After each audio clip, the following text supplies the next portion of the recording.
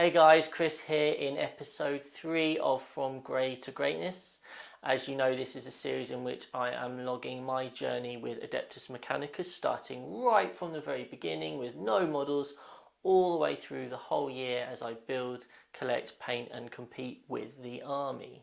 In the last episode I spoke about how to go about making your decisions for your first units and maybe where you can make those purchases and that sort of thing. Today we are now making the big step into paint schemes. It's been quite a frustrating process for me to build or work out how I want to paint this army, but I've picked up a few tips and tricks on the way which I'd like to share, so I'll be doing that, and then afterwards I will talk you through my paint scheme and then also update you on any purchases I made, because if you remember last time I kind of did go a bit overboard, and I will also be talking about why I didn't make some purchases. I know.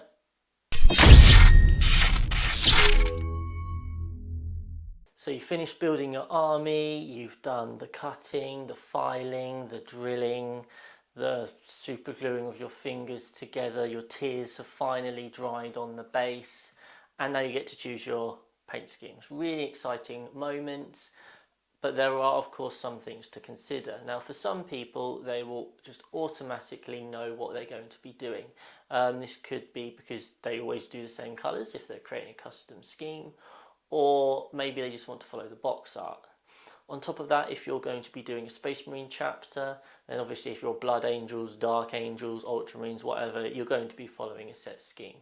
That's all well and good, and if that's what's hooked you in and you're really passionate about that particular army, great. However, some people will be sitting on the fence and they won't be sure what direction to go, and so I just want to talk about the pros and cons of your options. A big part of this is going to come down to, firstly, what are you like in terms of your passion for the particular army and faction. If you think, no, Blood Angels are for me, I like their style, I'm going to be using all those sorts of styles of units that are particular to Blood Angels, then it really doesn't matter. More of the issues come about if you are a competitive player who quite likes to be using the latest hot thing. If you go back a couple of years when Iron Hands were all the rage out of nowhere, a lot of people suddenly started painting their armies black and silver and having great fun with that. Obviously Iron Hands didn't stick around as the best forever, and now those players face a bit of an issue, because if they've gone and stuck their shoulder pads on and the decals, all that sort of thing, and made it clearly Iron Hands, some tournaments aren't going to be happy with you running them as salamanders, for example. So when you go to create your army, you need to be clear. Am I going to probably change this army as I see fit, or am I always going to play this army in this particular way? And that might be simply because you really enjoy the lore, or the style of the models, or that particular colour scheme. But you just have to be really clear in your head as to why you would do that. So conversely, the beauty of choosing your own homebrew kind of colour scheme is that you get to play them as whatever you like. If you paint a Space Marine army up as, you know, bright pink with green spots, then no one's ever going to accuse you of having to play them a certain way. And it goes the same for any army. Space Marines are a bit hard done by, because if a bright red army turns up on the board, or a clear green army with the right decals, I'm thinking, well, that's Blood Angels, that's Dark Angels, why are you playing them as Space Wolves? That can cause issues. A lot of armies don't have that kind of focus about them, even though they have official schemes. So I don't think many people would get too caught up with Tyranid army being a particular colour, and not actually playing how they're supposed to in terms of the lore if they've been painted as a certain hive. So it does depend on the army. Necrons is another one. No one, apart from proper Necron fans, really know what colour scheme those are, apart from that Soteca green. So you do get some leeway there. You won't really get any leeway when it comes to Marines and those sort of major factions. But from my perspective, because I'm not currently passionate about a particular army, it absolutely makes sense for me to create my own colour scheme. And I might well decide to draw on influences from other places, but generally I'm going to have my own colour scheme, so I get to play the army as I wish, using whatever Forge World or Dynasty or whatever, and depending on the army that is appropriate for me. So you've decided you're going to go homebrew, and that's kind of the focus of this video. Well, where are you going to draw inspiration from? Well, the internet's a wonderful place, and there's lots of wonderful pieces of work out there which will really help you. Facebook groups are a classic. I'm sure you see it all the time on your particular Facebook group. Hi guys, I'm starting a new army. Can I see your alternative paint schemes, please? I know the AdMech group is full of that, and then every comment is a blue army, because obviously AdMech are traditionally red. So that's a good place to start, just to try and draw inspiration. You've got Reddit as well. Pinterest can be really good. You see a lot of wonderfully painted models on Pinterest. Those are going to be your main kind of sources. Instagram, though, if you just hashtag whatever your army is. So for me, hashtag Adeptus Mechanicus or hashtag AdMech, and that's going to be really useful. And you're going to see I've drawn a lot of inspiration from there. If you're really struggling, you can also go to the lore. So for example, you might think, by reading the AdMech Codex, that actually I probably need to try and get some red in there, because a lot of Forge Worlds have red in them. Or you could try and take one of their less common Forge Worlds. You might be able to draw inspiration from something like Warhammer 40k Wiki. There's so many wonderful places out there you can get the information. You shouldn't ever be short of inspiration. There are loads of blogs and forums out there as well. It's kind of, the world is your oyster in regards to that. If you are trying to mess around with colours, I can really recommend an app called ImpCat. If you just Google it, and there's some assistance online, or if you're really struggling, then feel free to ask me. It's basically an app you can download, and then you have to download a particular file, and then you can have a custom sort of model of your army, and you get to colour it in, and it's very realistic. You can block in the right colours, and that's very good for design. The AdMech one isn't too amazing, because it's just a Skitarii, but especially the Space Marine one, there's all the different main armies that you could think of there, and that means you can then have a go at trying different paint schemes without actually having to paint models and then just keep repainting them. Another thing to think about when deciding your scheme is think about the whole of your army. So for me, I started painting Skitarii models as my testers, and then I got to the point where I was thinking, well, actually, you know what? Is this colour scheme going to match all of the vehicles, all of the robots? And that kind of actually put me off some ideas. So think about the core units that you're going to be planning on using, and well, does this scheme fit into this whole army kind of across the board? Once you've got your colour scheme sorted, you then want to be thinking about your basing as well. Basing is massively underestimated in how powerful it is to bring a miniature to life. A model's never finished until it's based, and it can really set off the model. I typically like to work with blues, which means that I also therefore typically work with bright red bases, because they complement each other, really stand out on the battlefield, and it makes it very striking. So that is something you want to think about. In terms of how much effort you want to go to with your basing, you've got lots of options. Gone are the days of a goblin green edge and a bit of flock on top. You can now have access to all these wonderful texture paints, which give you mud, give you rock, give you gravel, give you different planet surfaces, all that sort of thing. You can then operate with those, wash them, dry brush them. We've got people who are making resin bases, quite expensive. It can be, especially with AdMech, with all their 60mm base armies models. but that can be really impactful as well on the tabletop.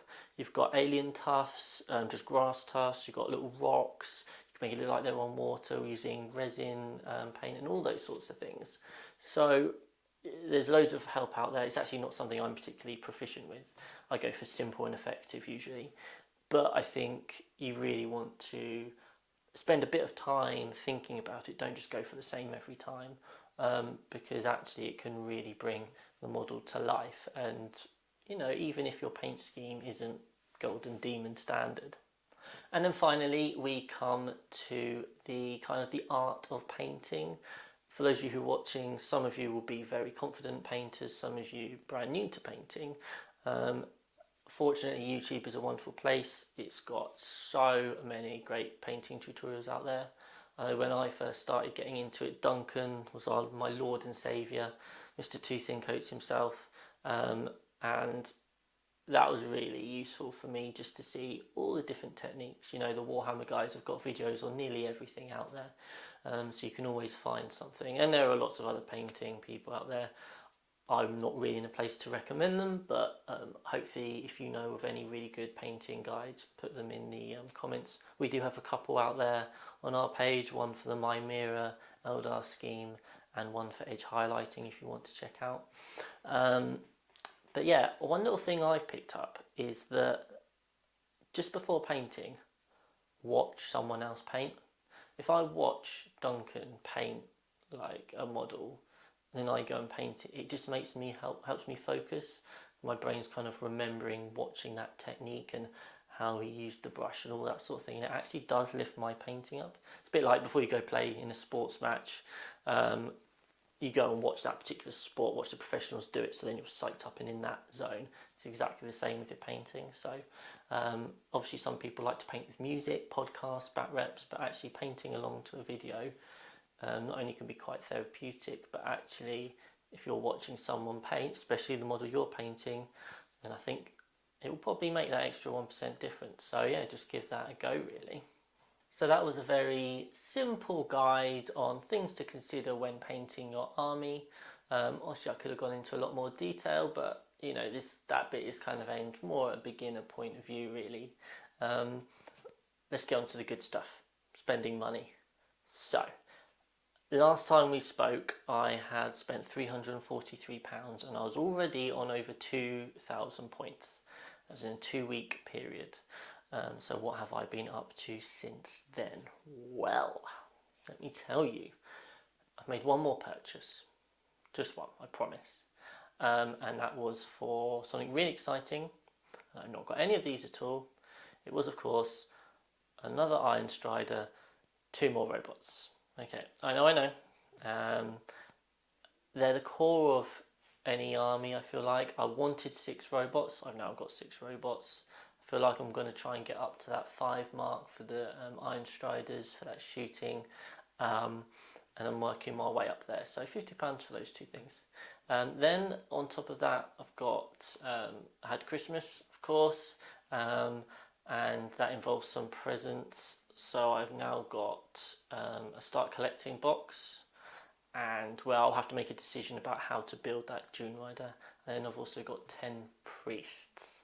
Very exciting. Probably means I am going to build it as a Dune Rider, so that's kind of like a nice combination there. But I won't add that onto the top of the total, so at the moment I'm on £393. I'm actually waiting to see what goes on in terms of the lockdown, to hopefully start selling off some of my old bits. I've got some Astra Militarum stuff, and I've also got some Space Wolf stuff fully painted that I'd quite like to shift. And as and when I sell that, that will then start reducing my £393, a bit closer to 0, because I'm trying to see how much I can get this right. There was someone on Facebook selling an incredible deal, all the competitive stuff you could ask for. He had a lot of interest, and I nearly pulled the trigger on quite a lot. In the end, I actually didn't buy anything. I just thought, you know what, why take the risk?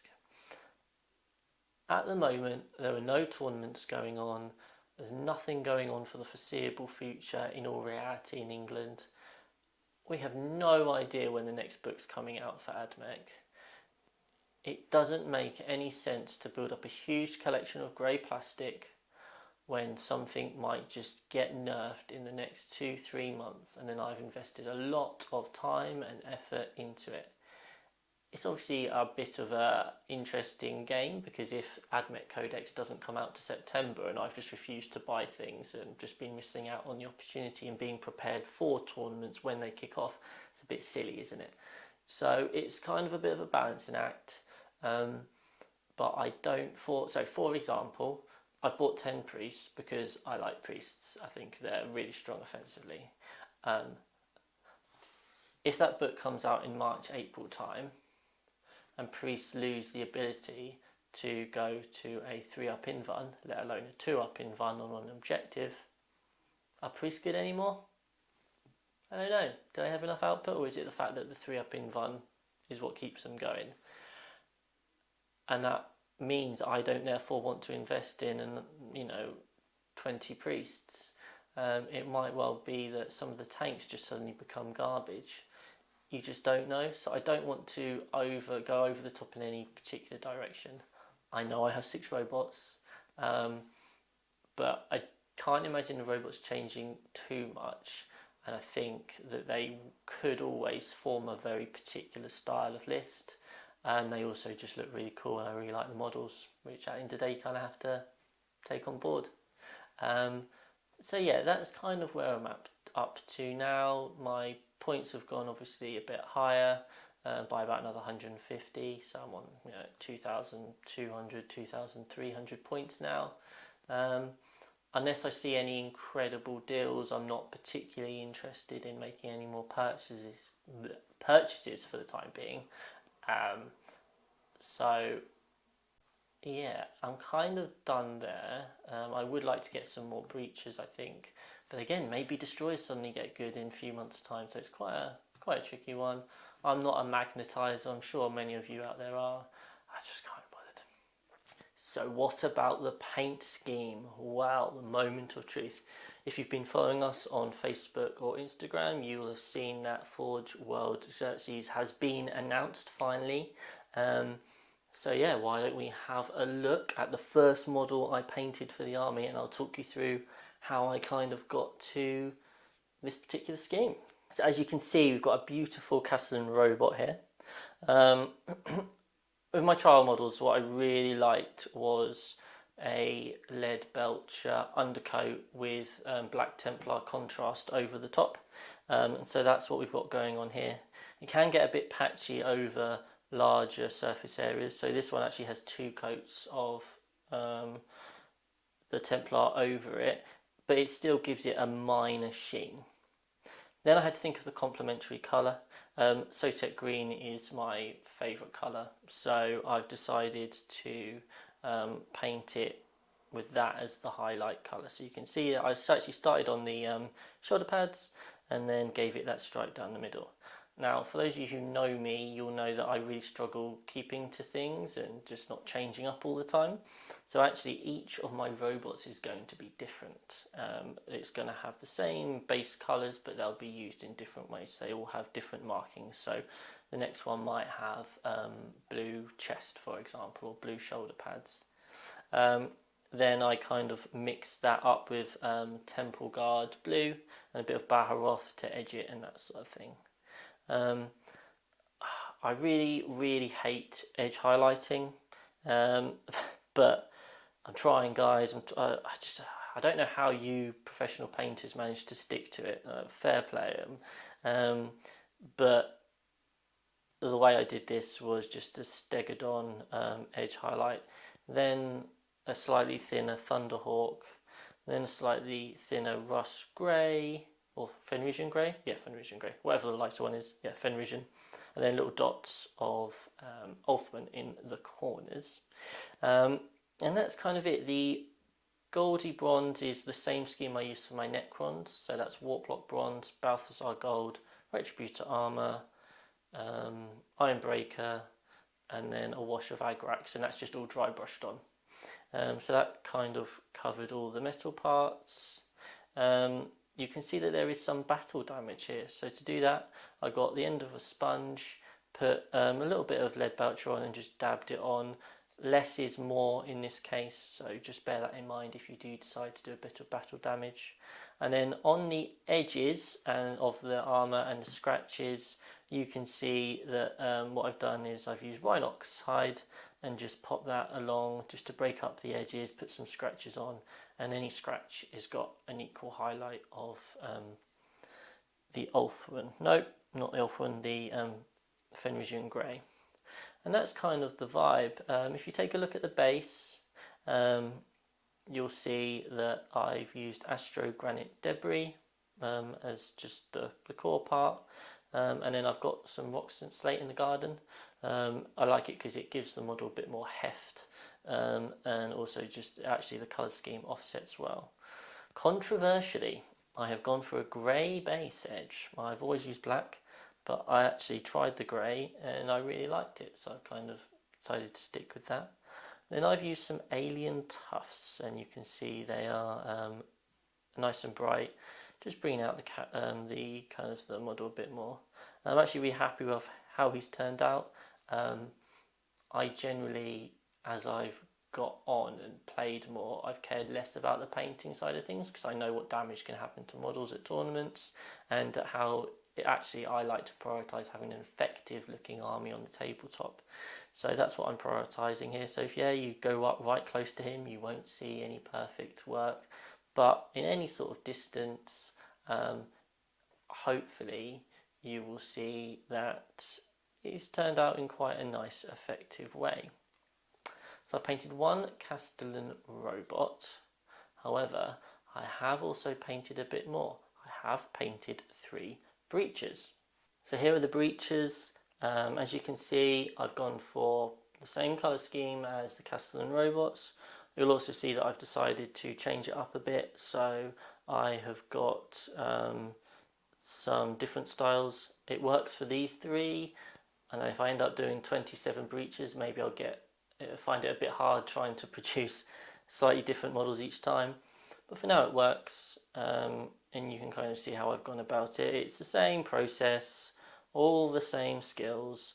I have tried to be a good boy with my edge highlighting on the sides of the model, so you can see there that I've done it pretty neatly. And I've added those little details in. I didn't need to, and if I was trying to blitz through this paint scheme, I could probably have a model that is almost as effective from the meter distance in like half the time. But we're in lockdown and might as well make the most of the time to have some nice models. But overall, I've gone for the same vibe. The only new thing on this is the skin. I always do my skin the same. I just undercoat it white and then just do a flesh shade wash over the top. And depending on how much flesh shade you use, depends on how sort of like tanned they are. So you can see here that a couple are quite tanned, but one is definitely a pasty boy. But yeah, I think they've come out in a nice effective way. I'm really happy with how they're kind of looking. I think they're going to look really effective on the tabletop. So those are the kind of things I've painted so far. I am nearly finished with the Dominus, so I'll be able to show you him next time. He's got a bright blue cloak. I've also started on one of the tanks, and yeah, that's my hobby progress so far. I've got quite a few models built. By no means everything. The slave downstairs, aka my dad, is having a bit of a break at the moment, but as and when I would quite like to get working on some Cerberus Raiders. I think they're going to be really fun to paint, so I'm looking forward to that. I have finally decided that I want my flyer to be the Fusilier, the bomber. I think that's got to be the best option, surely. So I'm going to be going for that build. Other than that, I'll be dipping in and out. I am now back to work. I'm a teacher, so things are very up in the air at the moment in England. And I'm pretty exhausted already. It's the first day back, I'm already shattered. So we'll see how much painting I can get done. Probably no real purchases. But yeah, thank you very much for tuning in. The next episode I will begin diving into the book and kind of giving you my thoughts and opinions as a newbie on different ways I think I could approach thinking about what forge worlds to choose, why you would choose certain forge worlds, what units would mix well with certain forge worlds, and obviously you can be building them from scratch as well. I'll be talking about the things I kind of plan on dipping into as and when I can. So yeah, thank you very much. As always, please leave comments. We'll reply to every single one. Please check out our Facebook page, 6++ Gaming. Please check out our Instagram page, 6++ Gaming. And yeah, take care and we shall see you soon. Goodbye.